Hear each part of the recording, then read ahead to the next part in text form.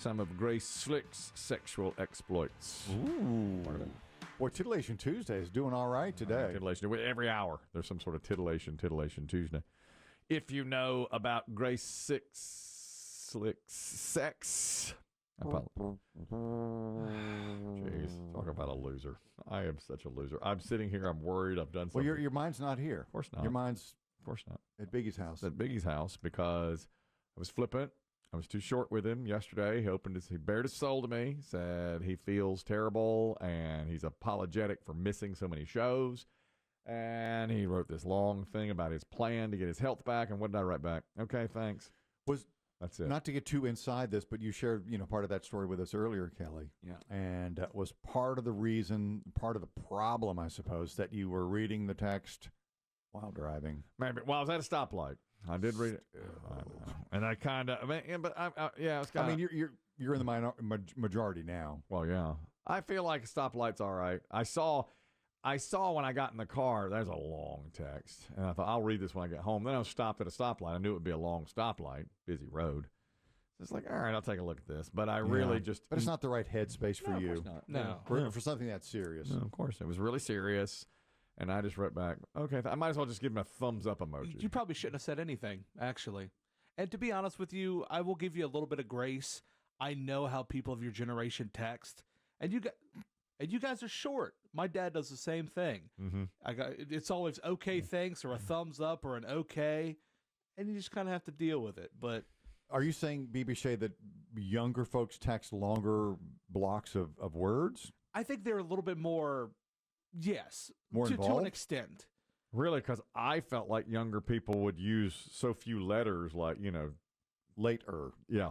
L8R. L8 and an R. I don't think so much anymore. No? No, I think it's the older gentlemen who are just a little bit more short with their answers. So you're cutting me slack. Cutting you a little slack. Because you're so old? I guess. I don't like it, but I'll take it. All right. I'll take any slack I can get at this point. And care for it. And I really like, I texted Biggie over an hour and a half ago now to apologize for that. And he hasn't texted me back. Has he read it? I don't know. How can you tell? Underneath what you said, does it say delivered? Let me look.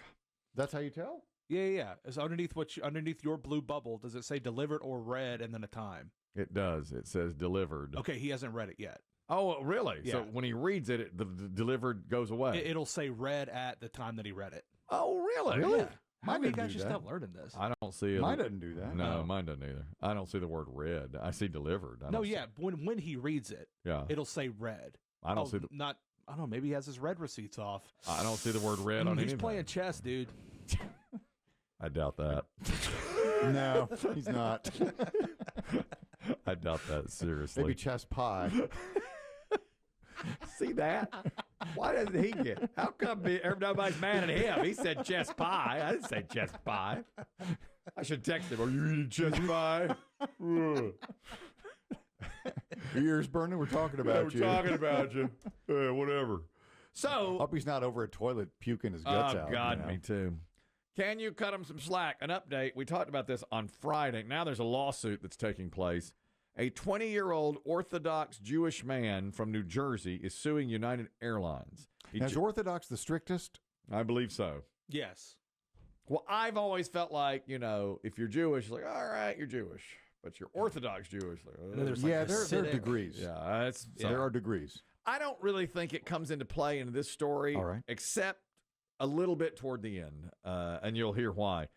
Because at first I read it and I was like, well, what difference does his religion have to do with it at all? What happened was he was on a flight from Mexico back to New Jersey in late January. He went to the bathroom. He was in there for a fairly long time, 20 minutes. So he's in there 20 minutes. The flight attendant went to the friend he was traveling with who was in his seat and said, you might want to check on your friend. He's been in the bathroom 20 minutes. The friend gets up, knocks on the door and says, are you okay? You've been in there a while. He yells back, the person in the bathroom, I'm fine, I'm constipated. All right, full disclosure, he's constipated. So the friend turns to the flight attendant and said, you heard him, he's constipated. He sits back down. There's probably a small gathering of flight attendants at that point. Yeah. And probably a line. That's what I was thinking. I mean, at some point, if you're waiting in line to use the bathroom next, yep, you got to find another toilet. All right, 10 more minutes go by. He's still on the toilet, presumably still constipated. One of the pilots says, "I got this." He goes. The pilot. One of the 3 pilots that were up there. They alerted the pilot. Pilot found out. The supposition on Friday was maybe they think he was doing drugs. Maybe they think he was shooting up in the bathroom. So whichever pilot went out and wound up yelling at him through the bathroom door, "You need to get out of there." And the guy goes, "I'm constipated. I'm constipated." Bam, bam, bam, bam, bam. There's banging on the door. So the pilot broke the lock and opened the door. When the door opened, the Jewish man's pants were around his ankles and his penis and scrotum were on full display. In plain sight of the pilot, a small gathering of flight attendants, and at least 5 passengers who peered in. That's right. So he said, "Waiting! I told you I was constipated." Well, they drag him out of there. He does have Really? He pulls up his pants. They drag him out of there. Now they're in a huge argument. Now they had a layover in Houston, and when they landed in Houston, they handcuffed him and the friend and took him off the plane. Bruh. Right. Airport cops put him in holding cells, and eventually they were released without any charges filed. They took a later flight. But both he and the friend are suing because they claim they were unfairly treated, and they said the pilot was hurling anti-Semitic remarks at them. That's the only place the fact that he's Jewish comes into play. No witnesses have said whether they heard that or not. It will go in front of a jury. United has not commented on the lawsuit. Do you cut the pilot some slack for dragging the guy out? How often do pilots get involved in anything in the back? Usually it's the flight crew. Yeah. Or hurl racial slurs. Now that I don't like. That I don't. But believe it's not. that. I don't know that it's true. I'm not sure of that. But they made a point to say he's Jewish, and Orthodox Jewish. I don't know if he did that or not. I mean, if he did that, that's really stupid in front of a bunch of people on the plane. You know, I mean, they're going to hear you. Are there rules about nudity if you're Orthodox? Maybe that's why. I'm not supposed to have been seen. Well, that may be. That I can't recall. Maybe I don't know enough to speak about it. At any rate, he is filing a lawsuit now. I don't know if I should cut the pilot slack or not. I mean, if he's been in there a half hour, the thought was he's shooting up heroin, and I got to get this guy out of there. You know, where was it? Up his butt? I mean, what was it? He was constipated. You're screened pretty carefully at most airports. Yeah. Well, yeah, but I mean, it does happen. Well, just this next story, the guy got a lighter on the plane. I guess that's allowed to be on a plane, right? A lighter. I don't think so. Well, a guy had one on a plane. Can you cut him some slack? The flight was from Kansas City to Phoenix last weekend, and they had to make an emergency landing in Denver. I think it was Denver, because a passenger refused to stop flicking his lighter. Flicking his bick? He's flicking his bick.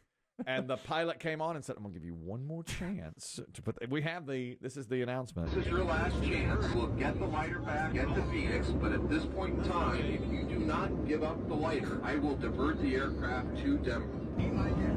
Be my guest. And they diverted to Denver and landed. Oh. And this guy had to be taken off the plane in handcuffs because he had a lighter that I guess he had snuck onto the plane. I'm not sure what the rules are because you can smoke in some airports. And I don't know how you're supposed to spark up your cigs. Old-fashioned match, and you leave them. But you would think that a lighter on a plane, I mean, you could set something on fire. You could. Theoretically, it could cause a problem. I've been to the Kansas City airport, unfortunately. This is not shocking anymore. That they definitely probably allow smoking there, and he probably got on with it. Well, they landed in Denver, and is there enough liquid in the lighter? Is that an issue? You know what I mean? There is liquid. There's not a lot. No, very generally less than 3 ounces, I would imagine. Certainly the disposables. But I don't cut him any slack because he was told. He brought the whole plane down. Put the thing away. Just sitting there flicking it like he was G. Gordon Liddy. He was. Ask your grandparents, P.B. Shake. Yeah, I don't know that one. Great scene. Wouldn't you have just snatched it from him?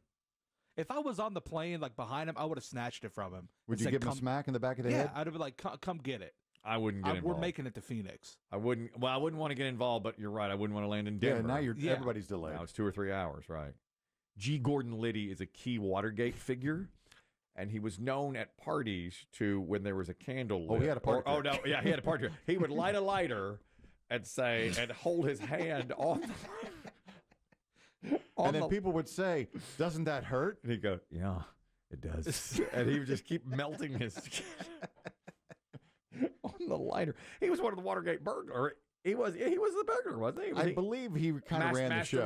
Mastermind behind it. He wasn't in Watergate, but he was. I don't know that he actually went into the building. No, he didn't. It was he and Howard Hunt. Yeah. Later, now I watched fairly recently something on the Watergate burglars. It was Woody Harrelson played Howard Hunt. Okay.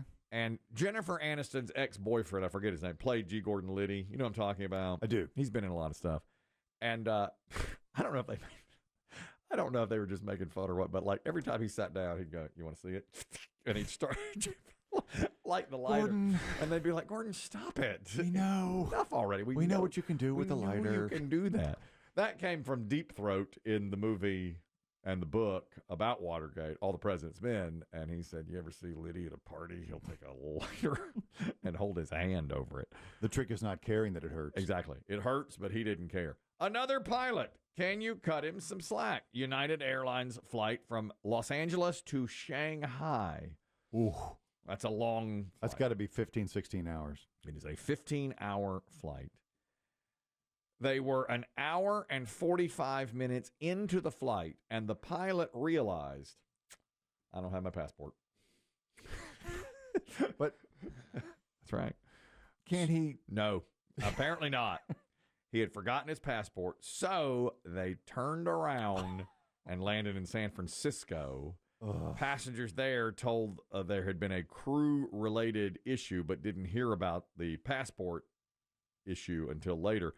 They waited 5 hours before a different pilot showed up from San Francisco, flew to Shanghai, and they landed 7 hours late. United gave each passenger a $15 meal voucher for their trip. 15? I need a free flight, son. Yeah, I agree. That's really wrong. Ooh, I don't know about a free flight, but 15. Give me $250 voucher to fly. Yeah. You know. 7 hours delay. 7-hour delay. I need a hotel stay or a flight. 7-hour delay, all because the pilot. Can you imagine when he realized that he's got to be like, "Oh my God." Oh no. He doesn't have his passport. You got to make a screaming U-turn over the Pacific. I guess if you don't have your passport, you can't go, even as a pilot. I thought you could. Could you stay in the airport? I thought there were international zones where you could hang out. Like United doesn't have some sort of place where they can. Well, I bet all the pilots. I'm sure he was supposed to go to a hotel. I'm sure, and he can't leave the airport, so he figures. And he's maybe supposed to be there like 2 or 3 days, and until he flies back.